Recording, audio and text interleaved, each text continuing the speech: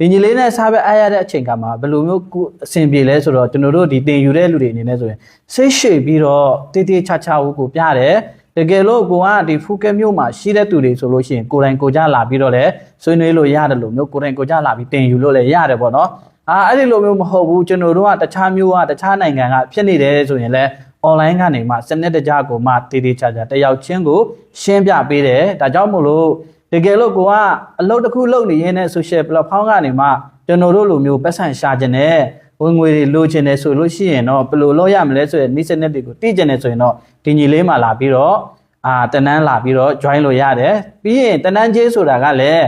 ဘယ်လိုလဲဆိုတဲ့အခါကျသူများတွေမုံဘိုးလောက်ပဲရှိတယ်ဗျာ line ပေါ်ကနေပြီးတော့ Facebook YouTube တက်တော့ကနေပြီးတော့ဝင်ငွေ channel ကိုကြေးပြီးတော့ကိုယ်တိုင်ပတ်စံရှာနေတဲ့သူတွေအခုထက်ထိကျွန်တော်တို့ဒေါ်လာ100မှမထုတ်ဘူးသေးဘူးဆိုရင်တော့ဒီဗီဒီယိုလေးကိုဆုံးအောင်ကြည့်တော့ဖို့အတွက်ကျွန်တော်တောင်းဆိုပါတယ်ဗျာဒီကိုဟာဆိုရင်အရင်တော့ကကျွန်တော်နဲ့မတွေ့ခင်ကျွန်တော်စီကနေဒီ TikTok monetization တန်တန်း YouTube Facebook ဒီနေရာတွေကနေပတ်စံရှာတဲ့ပညာတွေကိုမလေ့လာခင်တော့ကသူကိုဟာနဲ့ကိုနေပြီးတော့အချိန်တွေပေးပြီးတော့ပတ်စံရှာခဲ့တဲ့အကိုတယောက်ဖြစ်တယ်ပေါ့နော်အဲ့ဒီအချိန်တော့ကဆိုရင်သူဟာနဲ့သူရှာတာဒေါ်လာ100မှကိုနေပြီးတော့သူမရခဲ့ဘူးပေါ့နော်ကျွန်တော်စီမှာဒီပညာတွေကိုသင်ပေးပြီးတော့သူအရှင်တွေပေးပြီးတော့အခုလက်ရှိ YouTube Facebook တက်တော့ဒီ3နေရာလုံးကနေပတ်စံဝင်နေတဲ့အပေါ်တယောက်ဖြစ်တယ်ပေါ့နော်ဒီကိုကျွန်တော်စီကနေသင်ရတဲ့အတွေ့အကြုံနဲ့အခြေအနေတွေကိုကျွန်တော်ကမင်းမြတ်တော့မှာဖြစ်ပါတယ်ဒီဗီဒီယိုလေးကိုဆုံးအောင်ကြည့်ပေးပါအောင်နော်အခုအနေနဲ့ကျွန်တော်စီမှာဒီပညာတွေကိုဒီမသင်ခင်တော့ကကိုယ်တိုင်ဘယ်လောက်ထိအရှင်ပေးပြီးတော့ပတ်စံတွေရှာခဲ့လဲပေါ့နော်ပြီးတော့ဘယ်လောက်ထိရခဲ့လဲပေါ့ကျွန်တော်စီမှာဒီပညာတွေကိုသင်ယူပြီးတော့အခုအရှင်တွေဘယ်လောက်အတိုင်းအတာထိပေးပြီးတဲ့အချိန်မှာအခုပတ်စံတွေဘယ်လိုမျိုးတွေဝင်နေပြီလဲအချိန်လေးကိုကျွန်တော်အနေနဲ့ပြောပြပါအောင်โอเคပြောပြချင်တာကြတော့ဘယ်လိုလဲဆိုတော့အရင်တော့ဆိုရင်ကိုယ့်ဘာသာနဲ့ကို like လုပ်နေတာပေါ့နော် like လုပ်နေတဲ့အခါကျတော့ဘယ်လိုလဲဆိုတော့ follower တွေတိတ်နဲ့ချီပြီးရတယ်ဒါပေမဲ့သူများတွေဆိုရင်ပြောတာက follower 1000 2000ဆိုရင်ပတ်စံဝင်နေကိုယ်မှမဝင်ကိုယ်မှမဝင်တော့ဘယ်လိုလုပ်ရမလဲပေါ့နော်နေလိုက်ရှာတယ်ရှာလို့ကိုယ့်ဟာနဲ့ကိုပဲဟိုမှာ like လေးလာဒီမှာ like လေးလာဒီ line တွေမှာ like လေးလာတာပေါ့အဲ့လိုမျိုးလေးလာတဲ့အခါကျတော့လေမရဘူးမရတဲ့အပြင်ဘယ်လိုလဲဆိုတော့ဒေါ်လာကမဝင်ဘူးလားဆိုဝင်တယ်ပတ်စံဆိုရင်300-400လောက်ဝင်လာဒါပေမဲ့ထုတ်လို့ရလာတယ်မရဘူးဒါပါလဲဆိုတော့အခုလိုမျိုးဒီညီငယ်ရှိမှလာပြီးမလေးလာခင်တော့လောက်ခဲ့တယ်ဆိုတော့အမမအယွန်းယွန်းနေနဲ့ဖြစ်ပြီးတော့လုံးဝပတ်စံကမရဘူးပေါ့နော်အဲ့ဒီအချိန်ကာလဆိုရင်3နှစ်လောက်ကိုကြာတော့တာ3နှစ်လောက်3နှစ်လောက်ကိုကြာတော့3နှစ်လောက်ကြာတော့ပြီးမှညီငယ်နဲ့တွေ့ပြီးနောက်ပိုင်းကျတော့ညီငယ်ကဒီလိုလုပ်ရမယ်ဆိုပြီးနီးစနစ်တွေပြလာပြီးနောက်ပိုင်းမှာတလားကြော်မှာဗန်တဲ့ပတ်စံဝင်လာအဲ့ဒီချိန်ကျမှဒီ social media ကနေပတ်စံဆိုတာဒါပထမအဆုံးမရတဲ့ပတ်စံပဲပေါ့နော်အရန်လဲပျော်ခဲ့ရတယ်ပေါ့နော်အဲ့ဒီလိုမျိုးပေါ့နော်ဆိုတော့အခုဆိုလို့ရှိရင်လည်းဒီ TikTok ပေါ့နော် TikTok ဆိုလို့ရှိရင်ဒီ social media မှာဆိုအခုဆိုရင်လူတွေတော်တော်များများကပတ်စံတော်တော်ရနေကြတယ်ပေါ့နော်ဆိုတော့အခုညီရဆိုလို့ရှိရင်ကိုလာပြောပါအခုဒီလိုလုံးမှရမယ်ဆိုတော့ခါကြတော့အခုဆိုရင်လည်း TikTok ကနေမ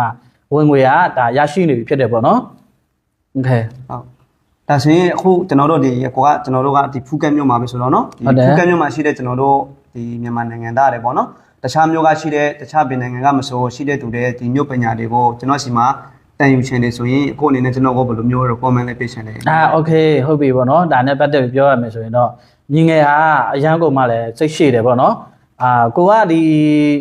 တကယ်လို့ပေါ့ကိုကဒီ social media ပေါ်မှာ TikTok YouTube Facebook တို့မှာကိုကပတ်စံရှာခြင်းနဲ့ဆိုရင်ဒီညီလေးမှာစားပဲလာပြီးတော့အဲ့လိုရတယ်ပေါ့နော်ဒီညီလေးနဲ့စားပဲအားရတဲ့အချိန်ကမှာဘယ်လိုမျိုးအဆင်ပြေလဲဆိုတော့ကျွန်တော်တို့ဒီတင်ယူတဲ့လူတွေအနေနဲ့ဆိုရင်စိတ်ရှည်ပြီးတော့တေးသေးချာချာကိုပြတယ်တကယ်လို့ကိုကဒီဖူကက်မြို့မှာရှိတဲ့သူတွေဆိုလို့ရှိရင်ကိုယ်တိုင်ကိုကြလာပြီးတော့လဲဆွေးနွေးလို့ရတယ်လို့မျိုးကိုယ်တိုင်ကိုကြလာပြီးတင်ယူလို့လည်းရတယ်ပေါ့နော်အဲ့ဒီလိုမျိုးမဟုတ်ဘူးကျွန်တော်တို့ကတခြားမျိုးကတခြားနိုင်ငံကဖြစ်နေတယ်ဆိုရင်လည်းonline ကနေမှစနစ်တကျကိုမှတေးသေးချာချာတယောက်ချင်းကိုရှင်းပြပေးတယ်ဒါကြောင့်မို့လို့တကယ်လို့ကိုကအလုပ်တစ်ခုလုပ်နေရင်းနဲ့ social platform ကနေမှကျွန်တော်တို့လိုမျိုးပတ်စံရှာခြင်းနဲ့ဝင်ငွေတွေလိုချင်တယ်ဆိုလို့ရှိရင်တော့ဘယ်လိုလုပ်ရမလဲဆိုတဲ့နေ့စနစ်တွေကိုသိကျင်တယ်ဆိုရင်တော့ဒီညီလေးမှလာပြီးတော့တန်းတန်းလာပြီးတော့ join လို့ရတယ်ပြီးရင်တန်းတန်းချင်းဆိုတာကလည်းဘယ်လိုလဲဆိုတော့သူများတွေ